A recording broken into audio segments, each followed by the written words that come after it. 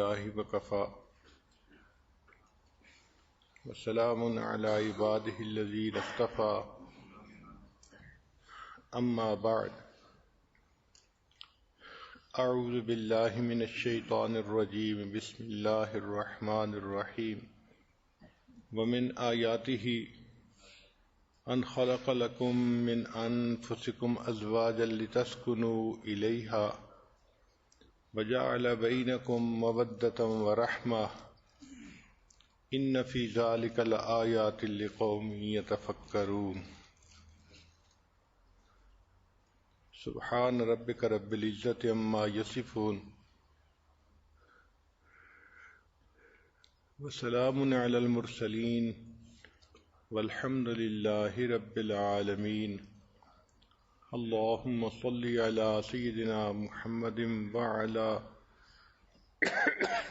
آل سيدنا محمد وبارك وسلم۔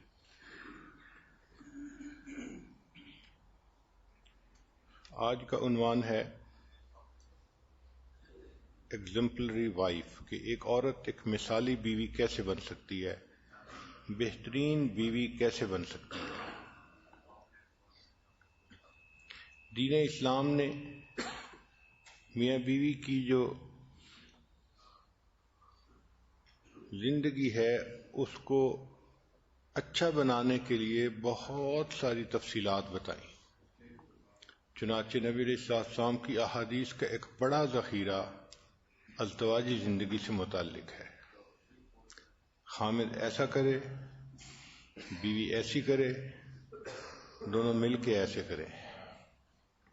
اور ان ہدایات کا اصل مقصد یہ تھا کہ میاں بیوی پرسکون زندگی گزاریں، نیکوکاری کی زندگی گزاریں، تاکہ دنیا کی زندگی میں بھی کامیاب ہوں اور آخرت میں بھی کامیاب ہوں۔ اور اس پر دنیا میں ریسرچ بھی بہت ہوئی ہے۔ جس یونیورسٹی کو دیکھ لیجئے، بڑے بڑے ماہر نفسیات اور پی ایچ ڈی ڈاکٹرز، انہوں نے پوری زندگی کھپا دی میاں بیوی کے درمیان کے تعلق کو کیسے بہتر بنایا جا سکتا ہے۔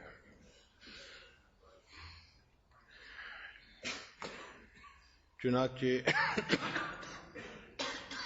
شریعت نے ایک بہت اصولی بات بتائی کہ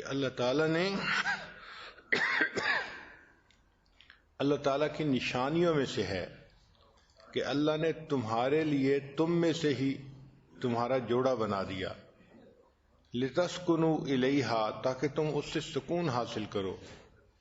یعنی قرآن مجید کی نظر میں شادی کا بنیادی مقصد یہ ہے کہ خامد بیوی کے ذریعے سے سکون پائے اور بیوی خامد کے ذریعے سے سکون پائے۔ اور فرمایا اس میں سوچنے والوں کے لیے بڑی نشانیاں ہیں۔ تو واقعی اللہ رب العزت نے رحمت فرمائی اور انسان کی زندگی کو بہتر بنانے کے لیے اللہ نے آسانیاں فرما دی۔ اب اللہ تعالیٰ نے عورت کا ڈیزائن انڈور بنایا ہے، نرم نازک طبیعت، گھر کے اندر کے سارے کاموں کو کرنے کے لیے جس طبیعت کی ضرورت ہے وہ عورت کو عطا کی گئی، اور مرد کو اللہ تعالیٰ نے آؤٹ ڈور ڈیزائن بنایا ہے۔ چنانچہ باہر کے کاموں کے لیے جو ضرورتیں ہوتی ہیں اللہ نے انسان کو طبیعت بھی ایسی بنائی، مگر گھر کے اندر دین اسلام نے خامند کو مینیجر بنا دیا۔ فرمایا الرجال قوامون علی النساء، کہ اللہ تعالیٰ نے مردوں کو عورتوں کے اوپر انچارج بنا دیا ہے۔ اس کی چند بنیادی وجوہات ہیں۔ ایک وجہ تو یہ ہے کہ عورت کو پروٹیکشن مرد ہی دیتا ہے۔ عورت کمزور ہے، اس کو اپنی جان کی بھی حفاظت کرنی ہے، مال کی بھی حفاظت کرنی ہے، عزت آبرو کی بھی حفاظت کرنی ہے۔ اب یہ تینوں کام کرنے کے لیے اس کو مرد کی ہیلپ چاہیے، لہذا اللہ رب العزت نے مرد کو ذمہ دار بنا دیا کہ گھر کے سارے کاموں کے لیے آپ ذمہ دار ہیں۔ اور حدیث مبارکہ میں ہے کہ مرد جو فیصلہ بھی کرتا ہے اس میں برکت اس کے ساتھ ہوتی ہے، چونکہ وہ گھر کا امیر ہے اور امیر کے فیصلے میں برکت ہوتی ہے۔ ہو سکتا ہے کہ میاں بیوی میں سے عورت زیادہ ذہین ہو اور مرد کم لکھا پڑھا ہو یا کم ذہین ہو، لیکن جو برکت ہے وہ مرد ہی کے فیصلے میں ہوگی۔ تو عقل مند عورتیں اپنے مرد کے ذریعے سے فیصلے کروا لیتی ہیں تاکہ ان کے فیصلوں میں برکت آ جائے۔ عورت بہت عقل مند سمجھدار ہوتی ہے، مگر جذبات کی رو میں جلدی بہہ جاتی ہے۔ اگر اس کے اندر یہ جذباتی پنا نہ ہوتا تو نہ وہ خاوند کو بہت محبت دے سکتی اور نہ وہ اپنے بچوں کو پیار دے سکتی۔ یہ اس کی ضرورت تھی کہ اس کے اندر جذبات کا پہلو غالب ہوتا، تبھی تو بیچاری بچے ہونے کے بعد دن رات ہلاک ہوتی ہے، نہ اسے کھانے کی فکر، نہ پینے کی فکر، نہ اپنے سونے کی فکر، ہر وقت اپنے بچے کی خاطر کام کے لیے تیار ہوتی ہے، اپنے آپ کو کھپا دیتی ہے بچے کی خاطر، کس لیے کہ بچے کی محبت دل میں ہوتی ہے۔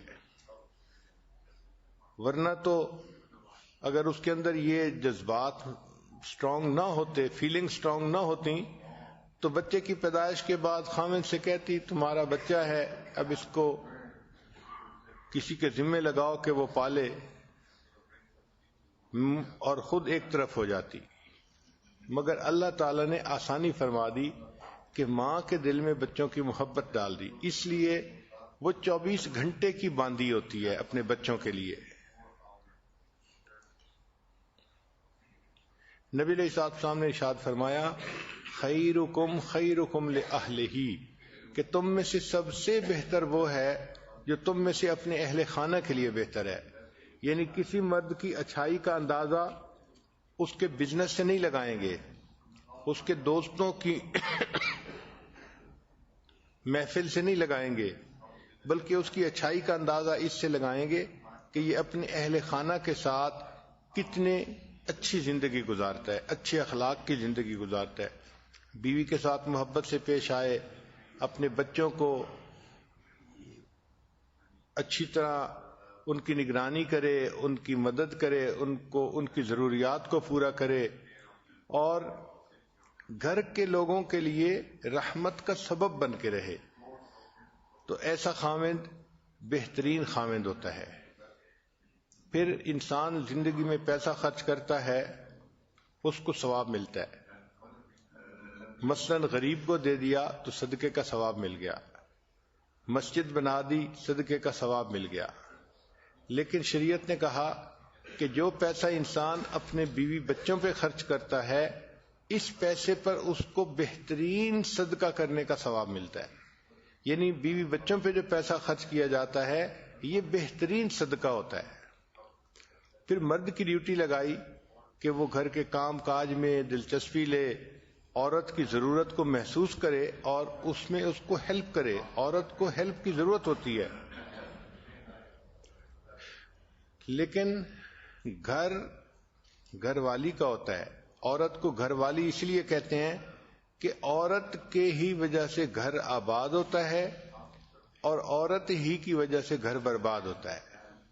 ہماری والدہ صاحبہ فرمایا کرتی تھیں کہ مرد اگر کسی لے کر، کدال لے کر اپنے گھر کو برباد کرنا چاہے تو وہ نہیں برباد کر پاتا، عورت اگر سوئی لے کر اپنے گھر کو برباد کرنا چاہے تو جلدی کر لیتی ہے۔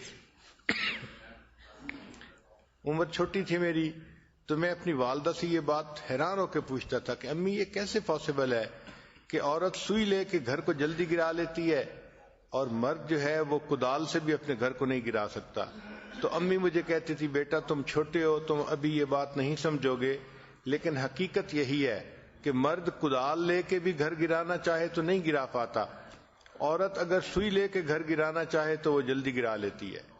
تو گھر کا بنانا، آباد کرنا عورت کی ایک بڑی ذمہ داری ہوتی ہے، اس لیے اس کو گھر والی کہتے ہیں۔ سب سے بہتر اصول گھر آباد کرنے کا یہ ہے کہ آپس میں محبت پیار کی زندگی گزاریں۔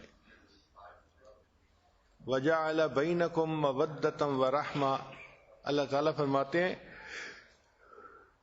کہ ہم نے میاں بیوی کے درمیان مودت اور رحمت رکھ دی ہے۔ چنانچہ اگر مودت اور رحمت کی زندگی گزاریں گے تو میاں بیوی خوشیوں بھری زندگی گزاریں گے۔ رزق کم ہونا زیادہ ہونا یہ ایک الگ بات ہے۔ میاں بیوی کو کھانے کے لیے خشک روٹی بھی مل جائے مگر آپس میں الفت محبت ہو تو وہ بہت خوشیوں کی زندگی گزارتے ہیں، اور اگر آپس میں الفت محبت نہ ہو تو پھر پراٹھے بھی پکے ہوئے ہوں تو انسان کی زندگی عذاب ہوتی ہے۔